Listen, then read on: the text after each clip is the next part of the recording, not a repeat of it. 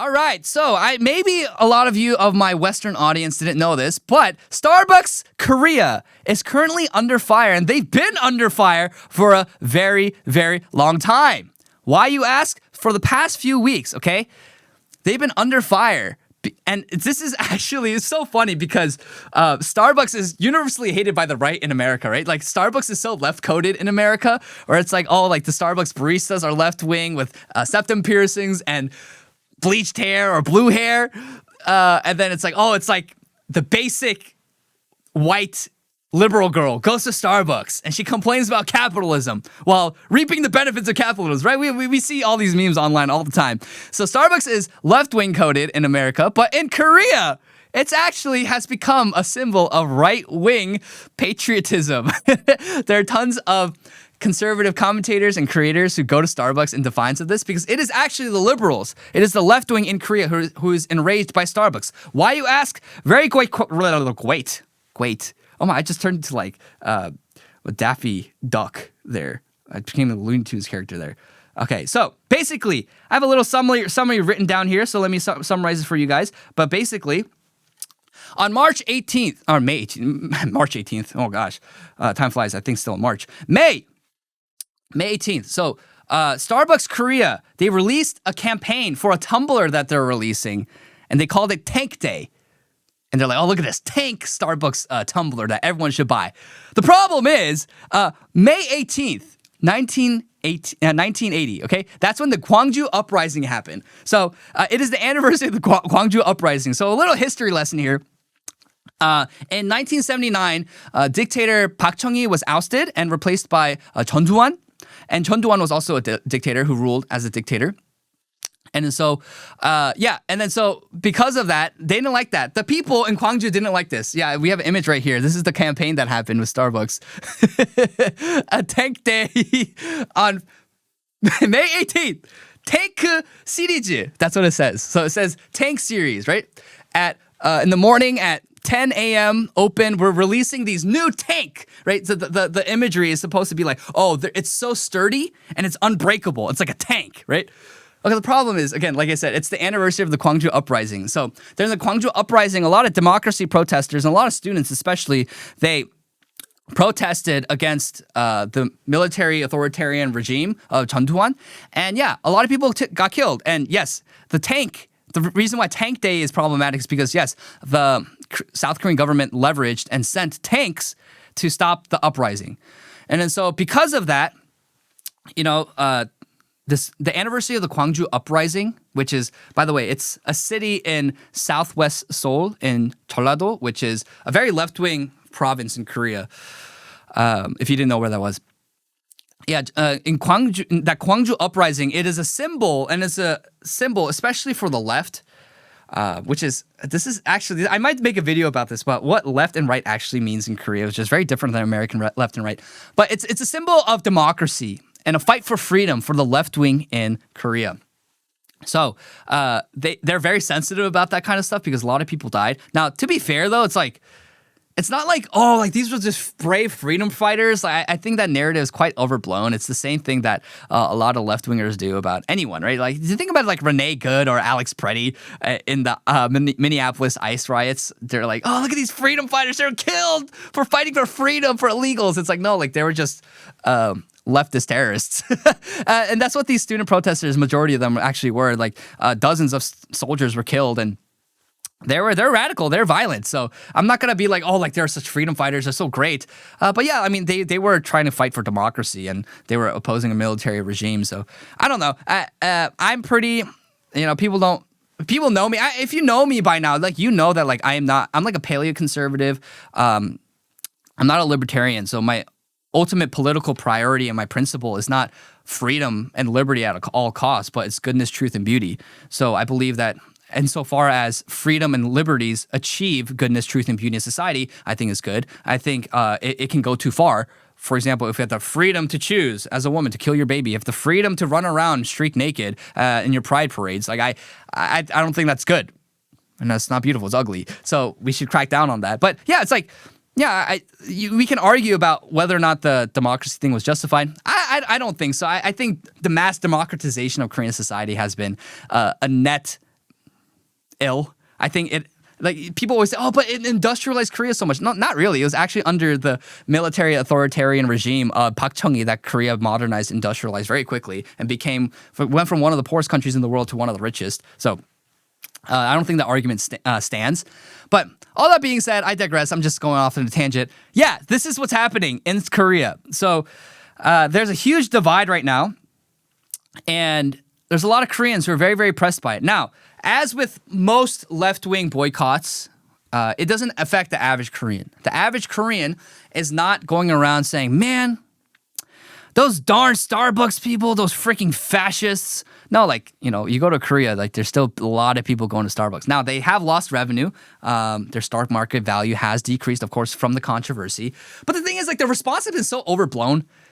It's like, what are we doing? Like, obviously, it was a mistake. Like, I don't think they were intentionally going like, man, we're going to select May 18th for the Gwangju Uprising so that it coincides with the anniversary of the Gwangju Uprising so we can just be like these fascist chuds to own the libs. Like that, I don't think Starbucks was thinking that, okay? Obviously, the backlash would have been very severe. So, as a result, the Starbucks CEO resigned. So Starbucks in Korea is owned by Shinsegae, which is chaebol. So if you don't know, chaebol is a huge conglomerate company in Korea with a lot of power and influence. And so because of that, oh yeah, by the way, I have Starbucks here. Drinking some Starbucks. Shout out to producer E for getting me this Starbucks this morning in the studio. Producer E is great.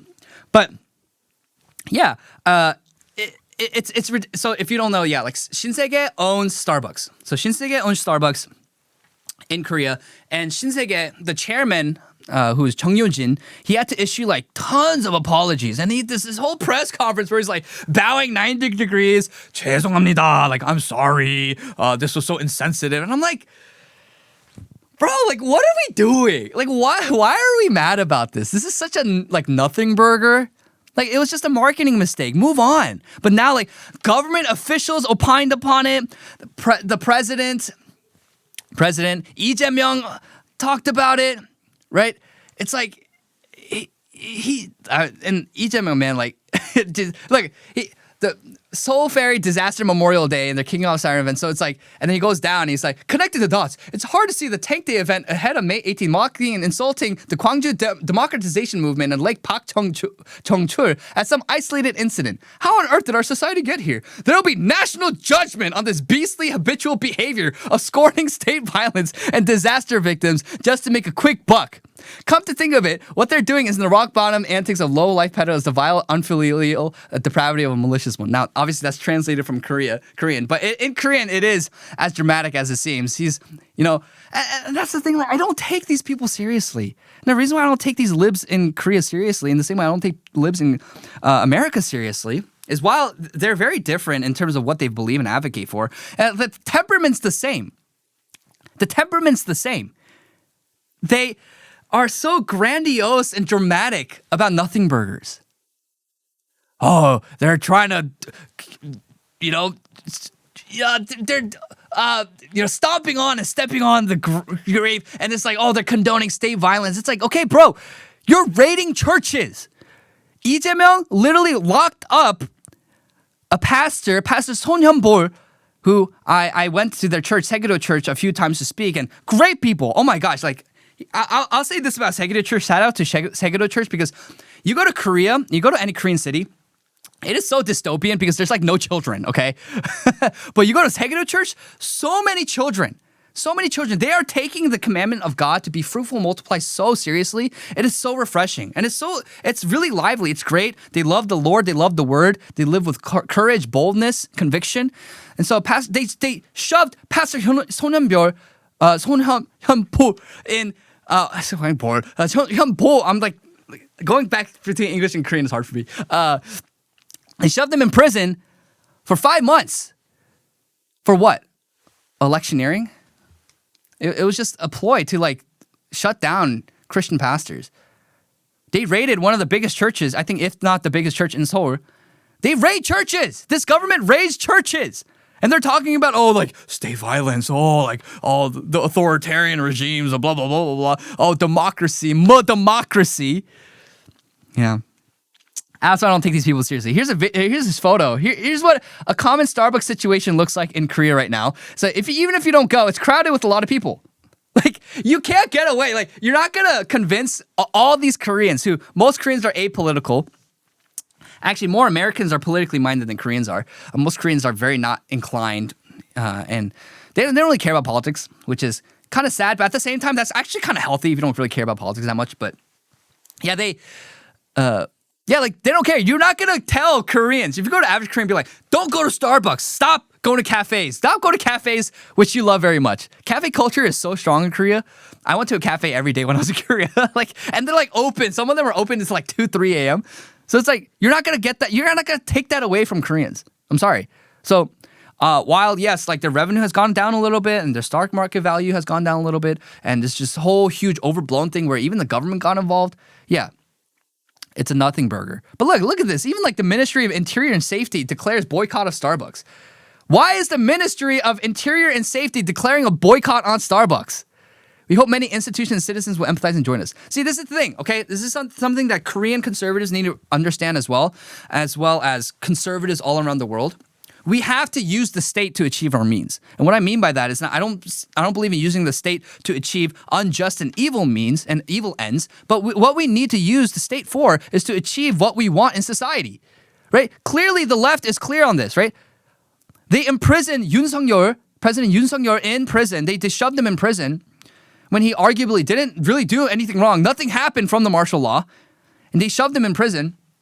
But when conservatives get in power, they hold on to these abstractions of freedom and principle and small government, and they don't leverage the weight and the power of the government to not only crush their enemies, but also to promote goodness and truth and beauty in society. But the left has no problem doing it, right? The right thinks that, for example, this is not good political optics and antics. But if the right gets into power, they should do stuff like this. If the right gets into power and the Ministry of Interior Safety boycotts and it's like, boycotting Starbucks, like if the right gets into power, they should do that for Chinese companies. They should do that for Chinese companies. Be like, you know what? These people don't share our values. They're stealing our data, our IP. A lot of them are spying on Koreans. Yeah, we will boycott these companies. You have to use state power. You have to leverage state power against economic institutions, especially that hate you. The left understands this. So when they say democracy, they don't care actually about democracy. It's just a euphemism for legitimacy. But yeah, so stop being scared of using state power. Like the end goal of the conservative should not be liberal democracy. The end goal of the conservative should be conserve that which is true, that which is good, and that which is right. Right? We want to conserve good things in society. And sometimes that's going to take wielding the power of the state. And people are like, oh no, but that's always, come on. Do you really think that? The greatest modernization and economic boom in Korean history happened under a military dictatorship, under Park Chung-hee, whom I dearly respect, and I think he's a great man. Now, of course, I'm not excusing the bad things he's done, like torture political dissidents, but what I am saying is that he was a great man, and he helped industrialize Korea and bring Korea from a war-torn, poverty-stricken country to one of the most powerful countries today. That's arguably, that is literally inarguably true. You can't dispute that. And so great leaders create great times. And so the key is not mass democracy. The goal and the key should be goodness, truth, and beauty in a society, prosperity, flourishing, high trust, right? Public safety, all those things that we value and love on this channel and on this stream. So that is the Starbucks controversy. Let me know in the comments down below what you think about it. I think it's a nothing burger. Let me know if you think it's a nothing burger. I just think that there are certain things that warrant outrage, and I don't think that this is one of them.